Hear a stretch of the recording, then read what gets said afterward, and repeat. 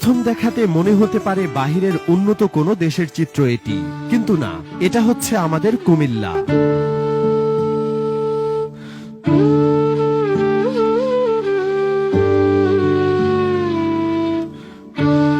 ঢাকা চট্টগ্রাম মহাসড়কের কুমিল্লা অংশ রীতিমতো ফুল বাগানে পরিণত হয়েছে।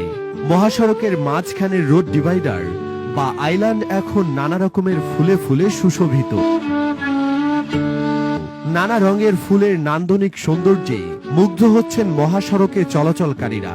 বাহারি ফুলের নজরকাড়া সৌন্দর্য চলার পথে যোগ করেছে এক ভিন্ন মাত্রা।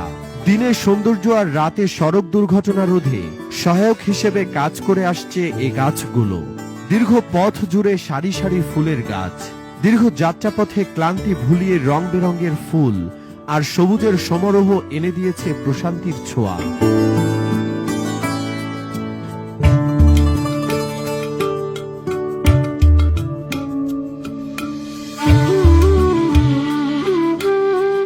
মাইলের পর মাইল পথ লাল হলুদ সাদা গোলাপি ফুলের দিকে তাকিয়ে কখন যে কেটে যাবে সময় টেরই পাবেন না।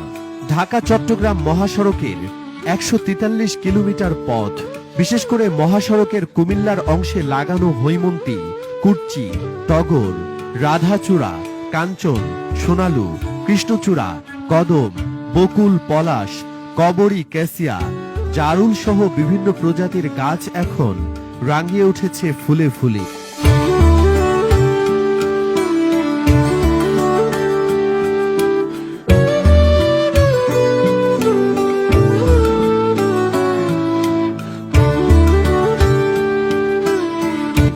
দেখে মনে হবে মহাসড়কের মাঝখানে বসেছে ফুলের মেলা। চলার পথে লাল হলুদ সাদা নানা রঙের নান্দনিক সৌন্দর্যে মুগ্ধ হচ্ছেন মহাসড়কে চলাচলকারী যাত্রী সাধারণ। শুধুই কি সৌন্দর্যবর্ধন,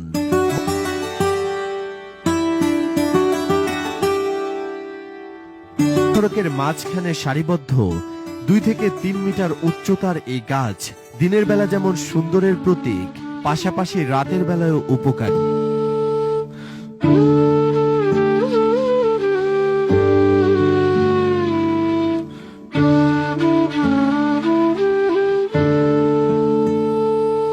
সারিবদ্ধ গাছ থাকার কারণে রাতের বেলা বিপরীত দিক থেকে আসা গাড়ির হেডলাইটের আলো চালকদের চোখে লাগে না। এতে করে